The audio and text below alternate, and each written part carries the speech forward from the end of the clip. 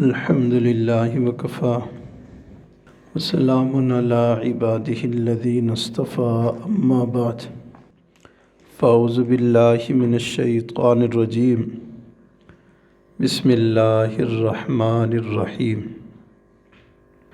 یا ایہا الذین آمنوا اتقوا اللہ حق تقاتہ سبحان ربک رب العزت عما یصفون وسلام علی المرسلین والحمد للہ رب العالمین اللہم صلی علی سیدنا محمد وعلی آل سیدنا محمد وبارک وسلم۔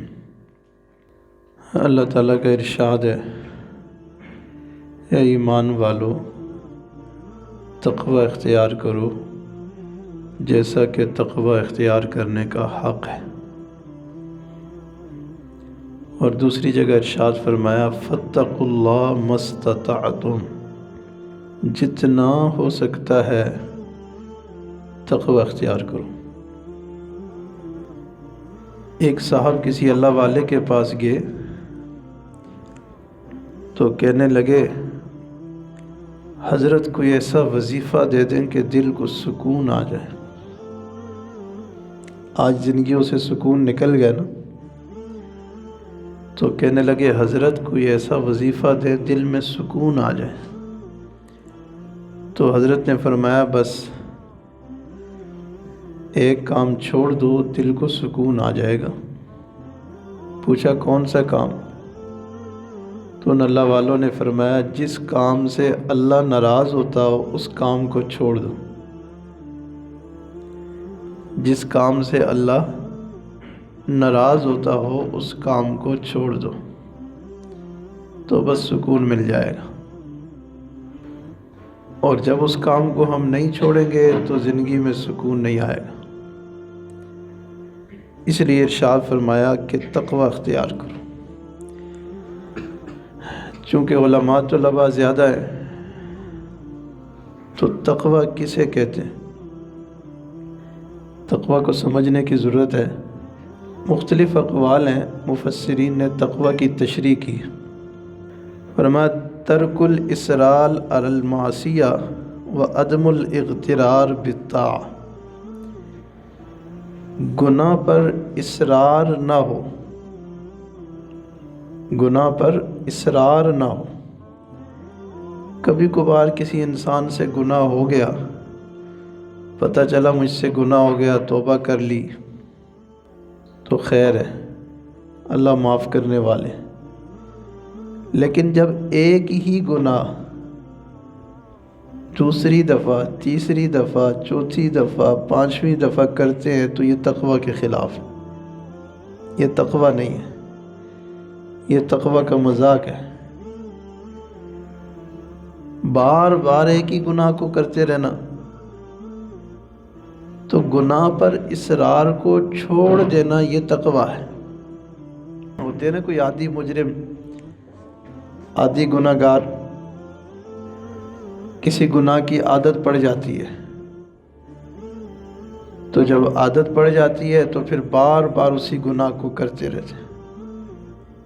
تو فرمایا ترک الاصرار علی المعصیہ، معصیت پر اصرار کو چھوڑ دو تو یہ تقوی ہے۔ اور دوسری بات ارشاد فرمائی عدم الاغترار بالطاعہ، گناہ سے بچ کر جو ہم نیکی کرتے ہیں اس کی وجہ سے دھوکے میں نہیں پڑے رہنا چاہیے، غرور میں مبتلا نہیں ہونا چاہیے کہ میں بہت بڑا نیک پارسا ہوں۔ بس اللہ تعالیٰ سے ڈرتے رہنا چاہیے، نیک اعمال کرتے رہو اور اللہ سے ڈرتے رہو، یہ تقوی ہے۔ دوسرا قول اللہ تختار علی اللہ سوی اللہ وتعلم ان الامور کلھا بید اللہ، کہ اللہ پر کسی غیر کو ترجیح نہ دی جائے، اللہ کے علاوہ کسی غیر کو پسند نہ کیا جائے۔ ہوتے ہیں نا کچھ لوگ اللہ کے علاوہ غیر کو محبوب بنا لیتے ہیں، تو فرمایا یہ تقوی کے خلاف ہے۔ اور اللہ کے معاملے میں کسی غیر کی بات کو ترجیح نہ دی جائے، بلکہ مرضی مولا از ہمہ اولا، اللہ کی مرضی سب سے پہلے، یہ تقویٰ ہے۔ اور دل سے انسان کو یہ یقین ہو کہ سارے معاملات اللہ کے ہاتھ میں۔ کس کے ہاتھ میں؟ سب کچھ اللہ کی طرف سے۔ ایک اللہ والے بیان کر رہے تھے، ان کا جملہ میرے دل پہ جا کے لگا، تو ان اللہ والوں نے فرمایا قل کل من عند اللہ، قل کہہ دے کل من عند اللہ، سب کس کی طرف سے؟ اللہ کی طرف سے، سب کچھ اللہ کی طرف سے۔ تبلیغ والے بھی یہی قول رٹتے ہیں، اللہ سے سب کچھ ہونے کا یقین، غیر اللہ سے کچھ بھی نہ ہونے کا یقین ہمارے دلوں میں آ جائے، تو دل سے یہ یقین ہو جائے کہ سارے معاملات میرے اللہ کی طرف سے، ساری ترتیبات اللہ کی طرف سے۔ ایک بندے کی تدبیر ہوتی ہے، ایک اللہ کی تقدیر ہوتی ہے۔ اللہ کی تقدیر ہمیشہ تدبیر پر غالب ہوتی ہے۔ بندہ کچھ سوچتا ہے، کچھ پلان کرتا ہے، اور اللہ کی مرضی کچھ ہوتی ہے۔ تو فرمایا قل کل من عند اللہ، سب اللہ کی طرف سے۔ تیسرا قول یہ ہے کہ تقوی نام ہے اللہ یجد الخلق فی لسانک عیبا، مخلوق تمہاری زبان میں عیب نہ پائے، اس زبان سے جو نکلتا ہے اس پر کوئی اعتراض نہ کر سکے کہ صاحب اللہ نے اتنا پیارا چہرہ دیا، اتنی پیاری زبان دی، اس سے نکلنے والے الفاظ بھی تو ذرا اچھے نکالو۔ بیوی پہ غصہ آیا، پتہ نہیں کیا کیا کہہ دیا، بچوں پہ غصہ آیا، پتہ نہیں کیا کیا کہہ دیا، شاگردوں پہ غصہ آیا، پتہ نہیں کیا کیا کہہ دیا۔ تو تقویٰ یہ ہے کہ تم جو بولو پہلے تولو، تمہاری زبان سے نکلنے والے الفاظ کہیں اللہ تعالیٰ کے ہاں پکڑ کا ذریعہ نہ بن جائے، اس کا نام تقویٰ ہے۔ والملائکۃ فی افعالک عیبا، اور فرشتے تمہارے افعال، تمہارے کاموں کے اندر کوئی عیب نہ پائیں، مخلوق تمہاری زبان میں عیب نہ پائے اور فرشتے تمہارے کام میں عیب نہ پائیں۔ فرشتے لکھتے ہیں نا اچھا کام کیا یا برا کام کیا، کرامن کاتبین بیٹھے ہوئے، تو کرامن کاتبین کو تمہارا کوئی ایسا کام نہ ملے جس کو وہ گناہ والے رجسٹر میں لکھ دیں، اس کا نام تقویٰ ہے۔ حضرت جی دامت برکاتہم فرماتے ہیں اس امت میں ایسے لوگ گزرے 20 سال تک گناہ لکھنے والے فرشتے کو گناہ لکھنے کا موقع ہی نہیں ملا، اس کا نام تقویٰ ہے۔ والخالق فی سرک عیبا، اور اللہ رب العزت تمہارے من میں کوئی عیب نہ پائیں۔ اللہ تو دلوں کے رازوں کو جاننے والے ہیں، ہمارے دل میں جو نیت ہو، ارادہ ہو، اتنا خالص، اتنا پاک، اتنا صاف، اور ہمارا دل اتنا جو ہے صاف شفاف ہونا چاہیے کہ اللہ کو ہمارے دل میں کوئی عیب نظر نہ آئے، مخلوق کو زبان میں عیب نظر نہ آئے، فرشتوں کو کاموں میں عیب نظر نہ آئے، اور رب کو دل میں عیب نظر نہ آئے، اس کا نام تقویٰ ہے۔ چوتھا قول یہ ہے ان تزین سرک للحق کما زینت ظاہرک للخلق۔ کوئی بھی بندہ محفل میں جاتا ہے، مجلس میں جاتا ہے، باہر نکلتا ہے تو اپنی ضروری زیب و زینت کرتا ہے، بال سیدھے ہوں، ٹوپی صحیح ہو، پگڑی ہو، کپڑے گندے نہ ہوں، کرتے نہیں کرتے؟ کس لیے کرتے ہیں؟ لوگ دیکھیں گے۔ تو ہم اپنے ظاہر کو مزین کرتے ہیں مخلوق کے لیے۔ فرمایا تقویٰ یہ ہے کہ تم اپنے دل کو بھی مزین کرو خالق کے لیے۔ اپنے سر کو، اپنے باطن کو، اپنے من کو جو گند سے بھرا ہوا ہے، ہر وقت دل میں گناہوں کے خیالات، ہر وقت دل میں غیر کے خیالات، ہر وقت دل میں وساوس، فرمایا ان کو پاک کر لو خالق کے لیے، اسی کا نام تقوی ہے۔ پانچواں قول، اللہ یراک مولاک حیث ینہاک،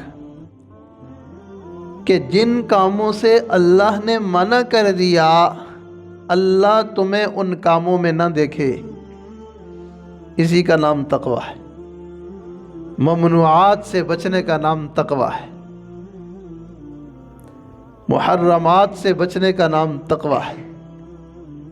چھٹا قول، من سلک سبیل المصطفیٰ صلی اللہ علیہ وسلم، جو نبی اسلام کے راستے پر، طریقے پر یعنی سنت پر چلا، وَنَبَذَ الدُّنْيَا، دنیا کو چھوڑ دیا، وَكَلَّفَ نَفْسَهُ الْإِخْلَاصَ وَالرَّضَا، اور اپنے نفس کو اخلاص اور رضا کا مکلف بنایا کہ ہر کام خالص اللہ کی رضا کے لیے کرنا ہے، تو فرمایا یہ تقوی ہے، یہ متقی شخص ہے۔ ساتواں قول، من یتق الشرک والکبائر والفواحش، متقی وہ ہے جو شرک سے بچے، کبیرہ گناہوں سے بچے، فحش چیزوں سے بچے، فحش کاموں سے بچے۔ آٹھواں قول یہ، الذی یترک ما لا بأس بہ حذرا مما بہ باس، کہ متقی وہ ہوگا جو ان کاموں کو بھی چھوڑ دے جن میں کوئی حرج نہیں ہے،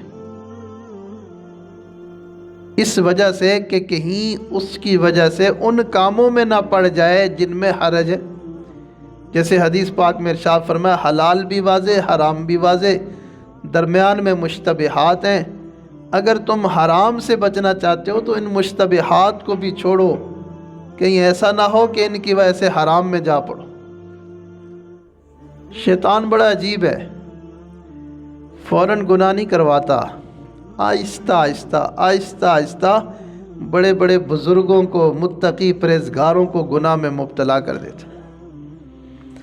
آپ نے واقعہ سنا ہے نا، 3 نوجوان تھے، کہیں بیرون کا سفر کرنا تھا، ان کی ایک بہن تھی، انہوں نے سوچا اس کو کسی کے پاس امانت رکھ کے جاتے ہیں، خاندان تو تھا نہیں، اس علاقے میں ایک بزرگ رہتے تھے جن کے تقوی کا شعرہ تھا، تو ان بھائیوں نے سوچا کہ اس وقت سب سے متقی بندہ یہ ہے، اس کے حوالے کریں گے تو یہ اس کی عزت کی حفاظت کرے۔ تو واقعی وہ متقی تھے، ان بھائیوں نے آ کے درخواست کی تو ان اللہ والوں نے سوچا چلو ایک نیکی کا کام ہے، کر لیتے ہیں، اس میں کیا حرج، میں نے کون سا شیطان کا لقمہ بننا ہے، یا مجھے کون سی اس سے کوئی غرض ہے، تو نیکی کر لیتے۔ لیکن نیکی بھی بعض دفعہ گلے پڑ جاتی ہے، تو اس بچی کو اپنے گھر میں کسی کمرے میں ٹھہرا دیا اور یہ ذمہ داری لے لی کہ میں اس کا خیال رکھوں گا۔ اب جب کھانے کا وقت ہوتا تو وہ بزرگ کھانا لے کے جاتے، دروازے کے باہر رکھ دیتے، تھوڑی دیر کے بعد وہ لڑکی اٹھا کے اندر لے جاتی، کھانا کھا لیتی۔ جب 1-2 ہفتے گزرے تو ان بزرگوں نے سوچا، شیطان نے دل میں ڈالا کہ تم اس بچی کا کھانا تو رکھ آتے ہو، کبھی پوچھا نہیں اس کا حال احوال کیا ہے، کہیں وہ پریشان نہ ہو، اکیلی رہ کے تنگ نہ ہو گئی ہو۔ تو اگلی دفعہ پھر وہ بزرگ گئے اور اس بچی سے پوچھا کہ تمہارا کیا حال ہے، خیر ہے، کیسی گزر رہی ہے۔ شیطان ہے نا، آہستہ آہستہ۔ تو جب بات ہو گئی تو بات سے پھر بات بڑھتی ہے، اب دل میں اشتیاق پیدا ہوا کہ اب مزید اس کے قریب ہوا جائے، تو پھر شیطان نے دل میں خیال ڈالا کہ تم باہر کھانا رکھتے ہو، وہ بچی اٹھانے کے لیے باہر آتی ہے تو غیروں کی نظر پڑے گی، تم کھانا اندر رکھ دیا کرو۔ اب وہ کھانا اندر رکھا تو آنکھ مچولی، کبھی بچی کی ان پر نظر پڑے، کبھی ان کی بچی پر نظر پڑے، تو یہ نگاہ تو شیطان نبی اسلام نے فرمایا نا کہ یہ شیطان کے زہر لگائے تیروں میں سے ایک تیر ہے، تو زہر لگا ہوا تیر تو اب لگ گیا، تو دل میں اور اشتیاق پیدا ہونا شروع ہو گئی، کرتے کرتے بات بڑھتی گئی، ملاقات ہو گئی، ملاقات بڑھتی گئی، حتیٰ کہ وہ بزرگ شخص اس لڑکی کے ساتھ گناہ میں، کبیرہ گناہ میں مبتلا ہو گیا۔ اور عجیب بات یہ ہے کہ اسی گناہ سے اس لڑکی کو امید بھی لگ گئی۔ اب پریشان کہ بھائی واپس آئیں گے، بہن کا حال دیکھیں گے تو وہ تو مجھے قتل کر دیں گے، مار دیں گے کہ یہ بزرگ اور صوفی نے کیا کر دیا، ہم نے تو اس کے پاس امانت رکھوائی تھی۔ اللہ اکبر کبیرہ۔ خیر وقت گزرتا گیا تو اس بچی کا ہونے والا بچہ بھی پیدا ہو گیا۔ اب تو اس کو اور ڈر لگا کہ اب بھائی واپس آئے تو میرا کیا بنے گا، بدنامی ہوگی، یہ ہوگا وہ ہوگا۔ اس نے رات کے اندھیرے میں اس بچی اور اس کے ہونے والے بچے دونوں کو قتل کر دیا۔ یہ اگلا کبیرہ گناہ۔ قتل کرنے کے بعد پھر ایک ہی قبر میں دونوں کو دفنا دیا۔ اب جب بھائی واپس آئے تو انہوں نے پوچھا ہماری بہن، تو بزرگ کہنے لگے کہ بس وہ تو اللہ کی مرضی سے فوت ہو گئی، میں نے اس کو دفنا دیا۔ اب وہ کیا کر سکتے تھے، خاموش ہو گئے۔ لیکن ان کے دل میں کھٹکا پیدا ہو گیا کہ یہ جو بزرگ ہے نا، اس کی داڑھی میں تنکا ہے، دال میں کالا کالا ہے، کچھ چکر ضرور ہے، لیکن کوئی ثبوت نہیں تھا تو بولے بھی نہیں۔ 2-4 دن کے بعد ایک بھائی نے خواب دیکھا کہ وہ بزرگ اس کی بہن اور ساتھ کسی چھوٹے بچے کو قتل کر رہا ہے، اور قتل کر کے اسی قبر میں دفن کر رہا ہے۔ اس نے اپنے بھائیوں سے شیئر کیا کہ یار میں نے اس طرح کا خواب دیکھا ہے۔ تو بھائی بھی بول پڑے کہ یہ بات تو ہمارے دل میں بھی آ رہی ہے کہ اس نے کچھ کیا ہے، ہم ایسا کرتے ہیں قبر کو چیک کرتے ہیں۔ وہ گئے اور قبر کو تھوڑا سا کھودا، چیک کیا تو واقعی وہاں بہن بھی مری پڑی تھی اور ساتھ چھوٹا بچہ بھی تھا۔ تو ان کو تو یقین آ گیا کہ واقعی یہ بزرگ نے بزرگی دکھائی ہے۔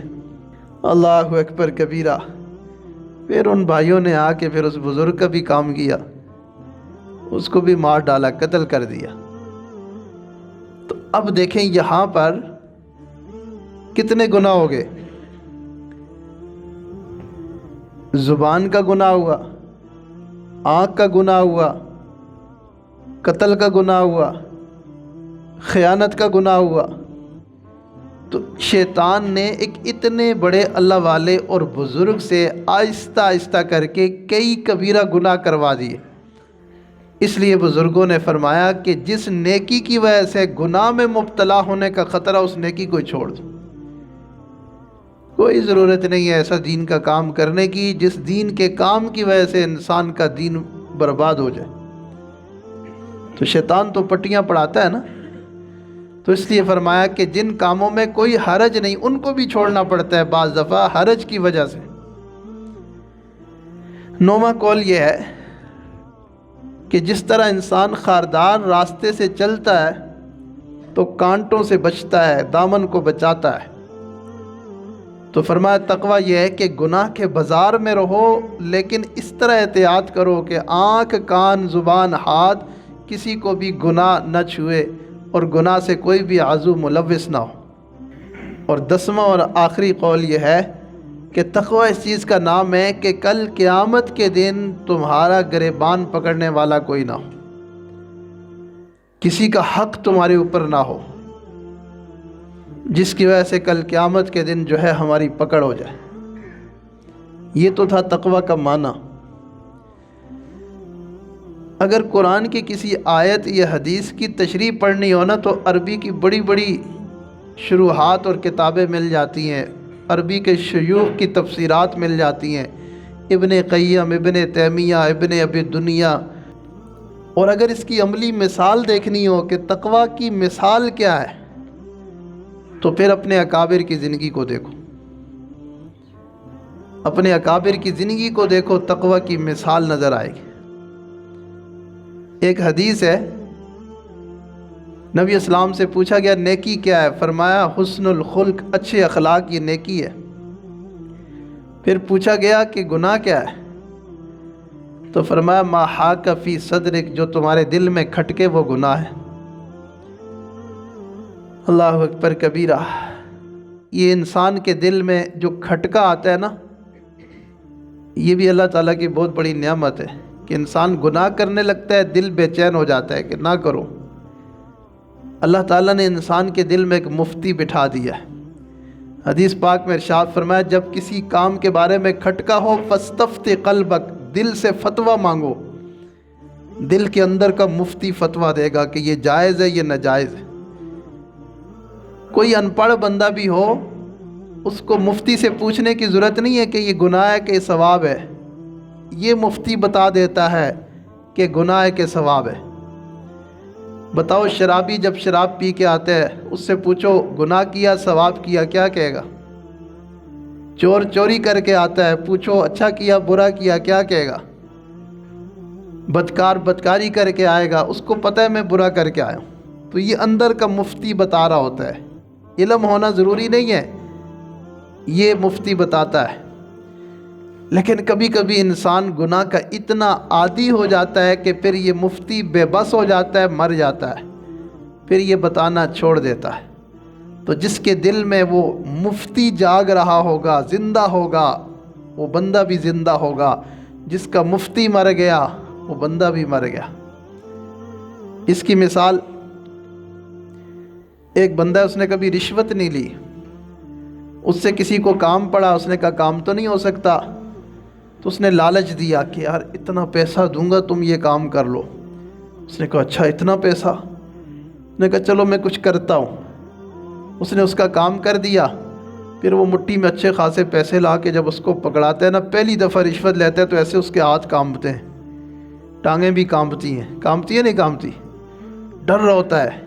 اس کا مفتی چیخ رہا ہوتا ہے ظالم آج تک تیرا دامن پاک تھا، آج تک تیرا کردار صاف تھا، آج تو نے یہ کام کر کے اپنے دامن پہ دھبا لگا دیا، داغ لگا دیا۔ لیکن وہ ڈرتے کامتے لے لیتا ہے، لالچ میں آگے اس کو استعمال کر لیتا ہے۔ اگلی دفعہ پھر لیتا ہے، ڈر کم ہو جاتا ہے، اگلی دفعہ پھر رشوت لیتا ہے، ڈر اور کم ہو جاتا ہے۔ کرتے کرتے اتنا عادی ہو جاتا ہے کہ اس کا مفتی مر جاتا ہے، پھر کہتا ہے یہ تو چائے پانی ہے، پھر کہتا ہے یہ تو خرچہ پانی ہے، اس کو حرام ہی نہیں سمجھتا۔ اسی طرح ہر گناہ میں ایسے ہی ہوتا ہے۔ تو فرمایا کہ گناہ وہ ہے جو تمہارے دل میں کھٹکے۔ میں نے ایک دن اس حدیث کی تشریحات پڑھی کتابیں پڑھی، بیان کرنا تھا، تیاری کر رہا تھا، بہت مطالعہ کیا۔ میں کتابیں چھان رہا تھا کہ کوئی واقعہ ملے جس سے میں ساتھیوں کو سمجھاؤں کہ دل کا کھٹکا کیا ہوتا ہے۔ کتابیں پڑھتے آخر جو مجھے مثال ملی تو اپنے اکابر سے ملی۔ تو میں سمجھ گیا کہ اگر تشریحات پڑھنی ہے تو عربی شیخوں کی کتابیں پڑھو، اور اگر عملی مثال دیکھنی ہے تو اپنے اکابر کی زندگی کو پڑھو۔ تو مجھے شاہ رفیع الدین رحمہ اللہ کا واقعہ ملا۔ فرماتے ہیں وہ مدرسے کا چندہ کرنے شہر میں گئے، اس زمانے میں 300 روپے چندہ کر کے لائے۔ اللہ اکبر۔ جب واپس آئے تو راستے میں چوری ڈکیتی ہو گئی، پیسہ لٹ گیا۔ اب اصول یہ ہے شریعت کا کہ امانت میں جان بوجھ کے خیانت کرو تو ضمان ہے، اگر جان بوجھ کے نہ کرو قدرتاً ہو جائے تو ضمان نہیں ہے۔ تو انہوں نے جان بوجھ کے تو نہیں کیا تھا، اب ان پہ ضمان نہیں تھا، لیکن دل بے چین تھا کہ میری وجہ سے مدرسے کا نقصان ہوا۔ غریب بھی تھے لیکن آ کے ساتھیوں سے قرضہ پکڑا، مدرسے میں جمع کروا دی۔ بات حضرت رشید احمد گنگوئی رحمہ اللہ تک پہنچ گئی، اس وقت کے بڑے مفتی تھے۔ تو انہوں نے فتویٰ دیا کہ حضرت سے کہیں آپ پر ضمان نہیں ہے، اپنے آپ کو تنگ پریشان نہ کریں، قرضہ نہ لیں۔ تو حضرت شاہ رفیع الدین رحمہ اللہ نے فرمایا کیا مولانا رشید احمد گنگوئی رحمہ اللہ کے فتوے صرف میرے لیے رہ گئے؟ ان سے پوچھو اگر خدا نخواستہ یہ واقعہ آپ کے ساتھ ہوتا تو آپ کیا کرتے؟ فتویٰ پر عمل کرتے؟ تو ظاہر سی بات ہے حضرت نے فرمایا نہیں، میں تو احتیاطاً پیسے جمع کرواتا اور تقوی پر عمل کرتا، فتویٰ پر عمل نہ کرتا، تو فرمایا جب اپنے لیے تقوی تو میرے لیے فتویٰ، میں فتویٰ پہ عمل نہیں کرتا، میں بھی تقوی پر عمل کروں گا، اور اگرچہ مجھے قرض لینا پڑے لیکن مدرسے کے پیسے میں جمع کرواؤں۔ اس کو کہتے ہیں ما حاک فی صدرک، جو تیرے دل میں کھٹکے اس کو چھوڑ دو۔ اللہ اکبر کبیرہ۔ تو اکابر تقوی کے پہاڑ تھے، ان کی زندگی میں ایسی ایسی مثالیں۔ مولانا مظفر حسین کاندلوی رحمہ اللہ کی زندگی پڑھو، عجیب و غریب واقعات ملیں گے۔ کسی بھی بزرگ، امام اعظم ابو حنیفہ رحمہ اللہ کے واقعات پڑھو، عجیب و غریب واقعات ملیں گے کہ کیسے ان کے اندر تقوی کوٹ کوٹ کے بھرا ہوا تھا۔ لاہور کے بزرگ تھے مفتی حسن صاحب رحمہ اللہ، مفتی محمد حسن صاحب، جنہوں نے جامعہ اشرفیہ کی بنیاد رکھی۔ تو ان کے بارے میں آتا ہے کہ وہ گھر سے سبق پڑھانے جاتے تھے، راستے میں ایک دکان تھی، کپڑے کی دکان ہوتی ہے نا، تو اس پہ ایک ڈمی ہوتی ہے، وہ بت سا بنایا ہوتا ہے، اس کے اوپر کپڑے لٹکائے ہوتے ہیں، تو دور سے ایسے لگتا ہے جیسے شاید کوئی بندہ ہے یا عورت ہے، وہ شکل و صورت مجسمہ سا بنایا ہوتا ہے۔ تو حضرت نظریں جھکا کے جاتے تھے، تو حضرت کو محسوس ہوا کہ کوئی عورت کھڑی ہے، حالانکہ وہ عورت تو نہیں تھی، وہ تو ڈمی تھی۔ تو نظریں جھکا کے حضرت آگے چلے گئے۔ دوسرے دن گزرے تو پھر وہ عورت وہیں کھڑی تھی، لیکن حضرت نظریں جھکا کے آگے چلے گئے۔ تیسرے دن گزرے تو پھر محسوس ہوا کہ کوئی کھڑا ہے، وہ تو دکان کے اس نے کپڑے لٹکائے ہوتے تھے۔ تو اپنے ایک شاگرد کو قریب بلا کے کہا فقیرہ میں بڑا پریشان ہوں۔ حضرت کیا پریشانی ہے؟ یار ایک عورت ادھر گلی کے کونے پر روزانہ کھڑے ہو کر مجھے دیکھتی ہے۔ تو شاگرد تھا، اس نے کہا حضرت کون سی عورت ہے، میں اس کو پوچھتا ہوں، دیکھتا ہوں کون ہے جو آپ کو تنگ کرتی ہے۔ تو وہ گیا اور وہاں جا کے پتہ کیا تو وہ تو ڈمی کھڑی تھی۔ تو وہ آ کے بڑا ہنسا اور حضرت کو بتایا۔ تو بتانے کا مقصد یہ ہے کہ ہمارے اکابر ان تصویروں مجسموں کی طرف بھی نگاہ نہیں کرتے تھے، اور آج ہم عورتوں کو دیکھتے پھرتے ہیں موبائلوں میں، نیٹ پہ، کتنی بدنظری ہو رہی۔ تو تقوی یہ تھا جو ہمارے اکابر کے اندر تھا۔ شیخ عبد القادر جیلانی رحمہ اللہ کے بارے میں آتا ہے، صحرا کا سفر کر رہے تھے اور شدید پیاس لگی، اور دل میں چاہا تو یا اللہ کہیں سے پانی کا انتظام ہو جائے۔ ایسے بادل قریب آئے اور چاندی کے پیالے میں صاف شفاف پانی، ہم جیسا کوئی ہوتا تو فوراً لپکتا اور اس کو پیتا اور کہتا کہ میری کرامت ظاہر ہو گئی۔ تو حضرت نے فرمایا کہ نہیں، سنت کے اندر، شریعت سنت کے اندر یہ بات ہے کہ مردوں کے لیے دنیا میں سونے چاندی کو حرام کر دیا گیا، اور سونے چاندی کے برتنوں میں پینا کھانا بھی مکروہ کر دیا گیا، لہٰذا میں اس برتن میں پانی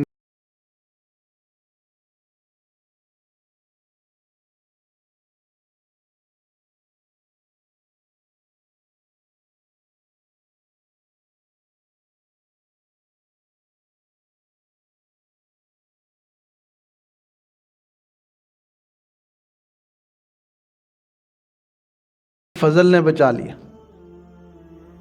اللہ اکبر کبیرہ۔ حضرت رابعہ بصریہ رحمہ اللہ، گھر میں مہمان آئے، سالن بنانا تھا، پیاز نہیں تھا،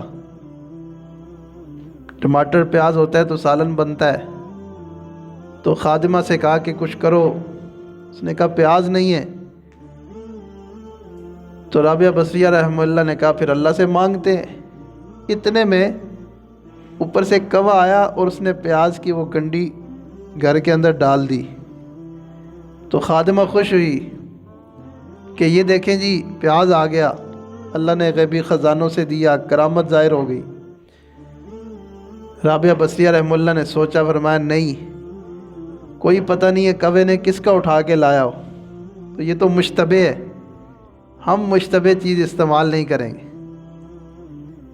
تو وہ ضرورت اور مجبوری میں بھی دیکھا کرتے تھے کہ یہ جائز ہے ناجائز ہے، حلال ہے حرام ہے، اس چیز کا خیال کیا کرتے تھے۔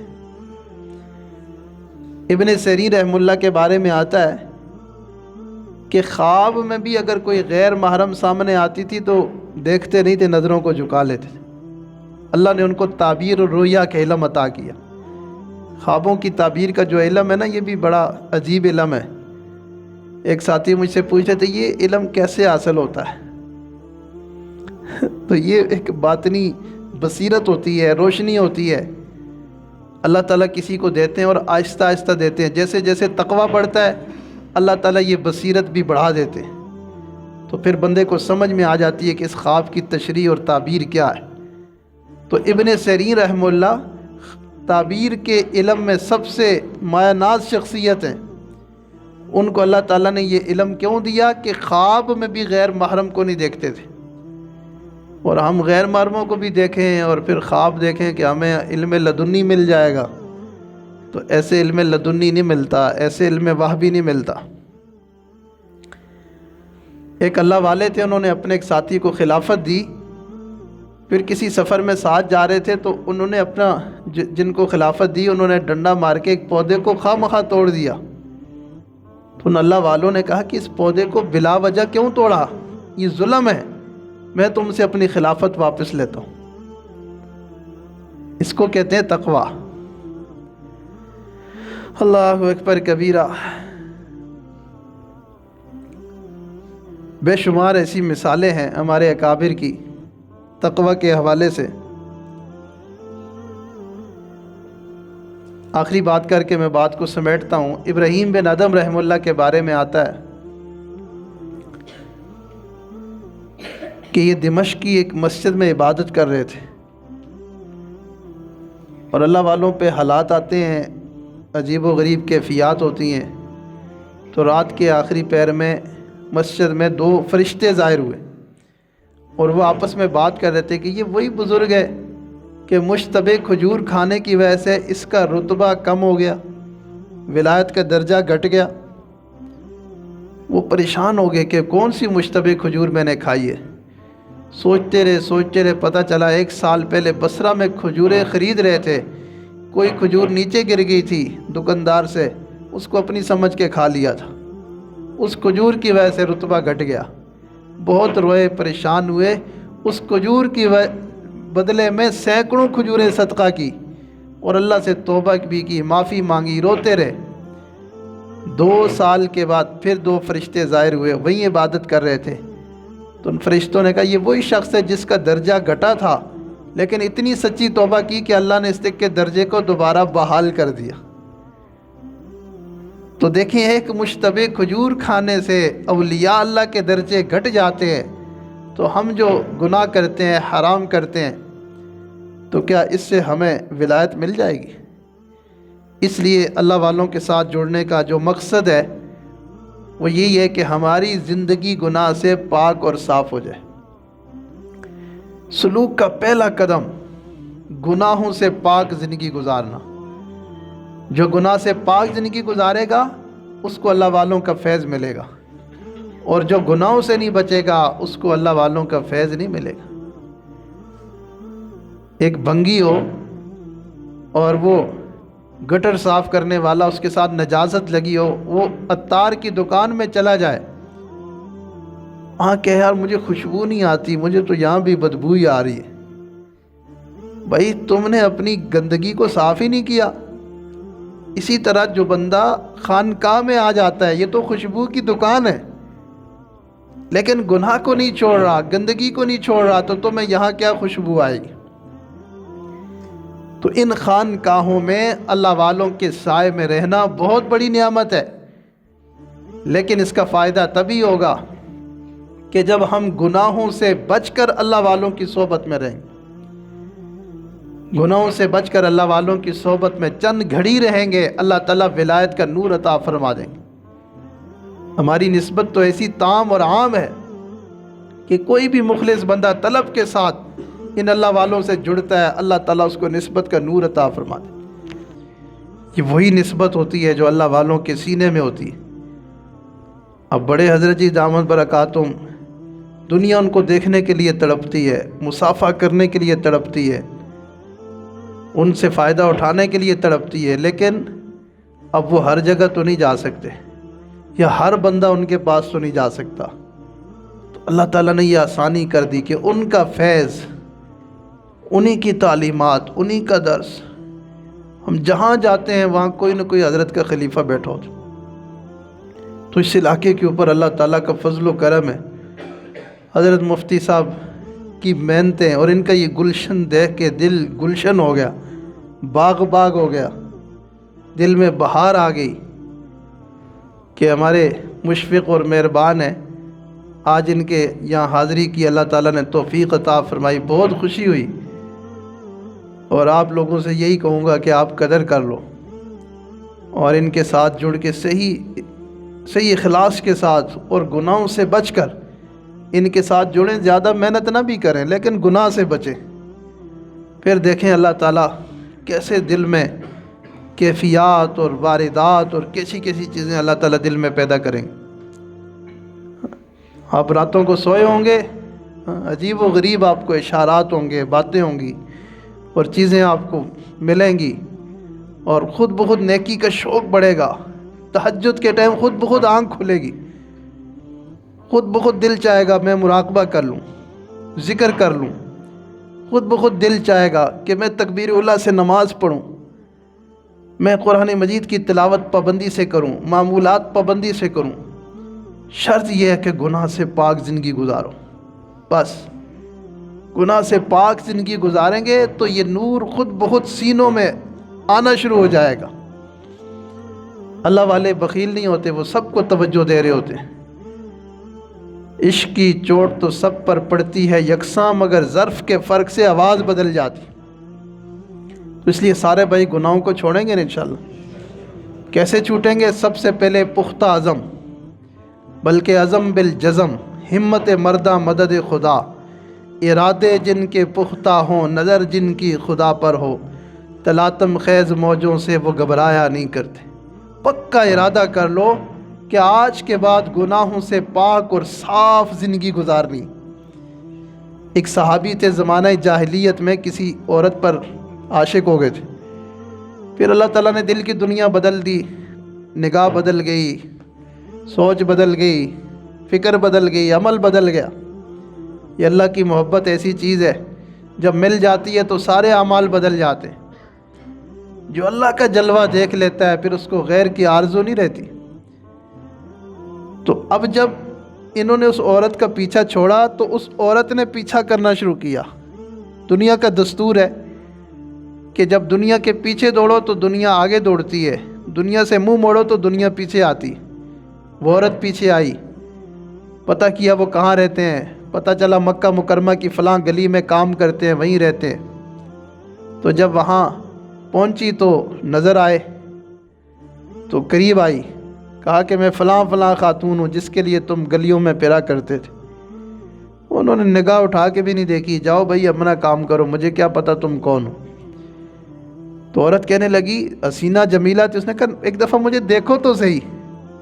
اس نے سوچا شاید دیکھیں گے تو دوبارہ فریفتہ ہو جائیں گے، لیکن بات وہی ہے، دیکھ لے جلوہ تیرا جو ایک بار، غیر کی پھر وہ آرزو نہ کرے۔ ان صحابی نے کہا ان نگاہوں نے اب کسی اور کو دیکھ لیا ہے، اب تجھے دیکھنے کی حاجت ہی نہیں۔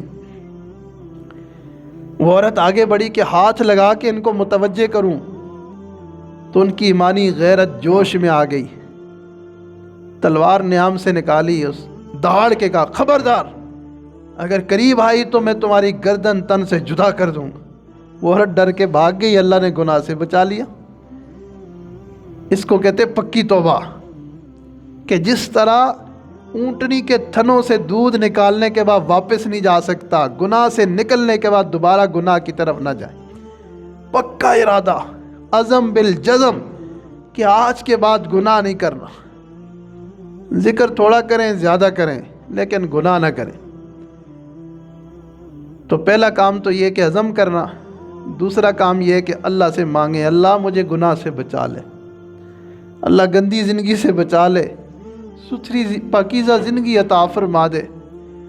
اللہ گناہ کر کر کے تھک گئے ہیں، جس طرح بچہ چلتے چلتے تھک جاتا ہے، کہتے ہیں ابا اٹھا لے، ابا اٹھا لیتے ہیں، تو تیرا بندہ بھی نفس و شیطان کا مقابلہ کرتے کرتے تھکتا ہے، کہتے ہیں ربا مدد فرما لے، تو رب مدد فرما لیں گے۔ اللہ سے دعا مانگیں، جب اللہ سے دعا مانگیں گے اللہ تعالیٰ گناہ سے بچا لیں گے۔ ہمارے لیے بچنا مشکل، اللہ کے لیے بچا لینا آسان۔ جب اللہ بچائیں گے تو اللہ ڈاکوؤں کے سردار کو ولیوں کا سردار بنا دیتے ہیں، شرابی کو اپنی محبت کی شراب پلانے والا بنا دیتے ہیں، بدکاری کے اڈوں سے لوگوں کو نکال کر اپنے اولیاء میں شامل فرما دیتے ہیں۔ اور تیسرا کام یہ کہ اپنے شیخ سے بھی کہا کریں حضرت آپ بھی دعا توجہ فرمائے میرا یہ گناہ چھوٹ جائے، ایک ایک گناہ بتا کر کہ حضرت یہ گناہ ہے، اس سے میری جان نہیں چھوٹ رہی، آپ دعا کریں، توجہ کریں میرا یہ گناہ چھوٹ جائے۔ پہلے بزرگ اپنے ساتھیوں کو کئی دن تک لے کر بیٹھا کرتے تھے کہ اس کا یہ گناہ چھوٹ جائے، اس کو مراقبہ کرواتے تھے، توجہ دیتے تھے، اس کی زندگی گناہوں سے پاک ہو جاتی۔ آج نہ تو سیکھنے والوں کے پاس ٹائم ہے، نہ سکھانے والوں کے پاس ٹائم ہے۔ جب طالب کے پاس ٹائم نہیں ہوگا تو سکھانے والے کے پاس کیسے ٹائم ہوگا؟ تو آپ لوگ اگر طلب دکھائیں گے، وقت نکالیں گے، مشائخ سے بار بار رابطہ کریں گے تو پھر اللہ والے بھی متوجہ ہو ہی جاتے ہیں، وہ بھی پھر رات کو آپ کو لے کے بیٹھیں گے اور انشاءاللہ چند دنوں میں پاک کر دیں گے، اور جب پاک ہوں گے تو انشاءاللہ سب کو اللہ تعالیٰ نسبت کے اور ولایت کے انوارات عطا فرما دیں گے۔ تو امید ہے آپ لوگ جیسے محنت کر رہے مزید محنت کریں گے، اللہ تعالیٰ آپ کے اس گلشن کو مزید آباد اور شاداب رکھے، ہماری حاضری کو قبول کرے، اور یہاں حاضر ہونے کی برکت سے اللہ تعالیٰ ہمیں بھی دین کی خدمت کے لیے قبول کرے، آپ کو بھی قبول کرے۔ وآخر دعوانا ان الحمد للہ رب العالمین۔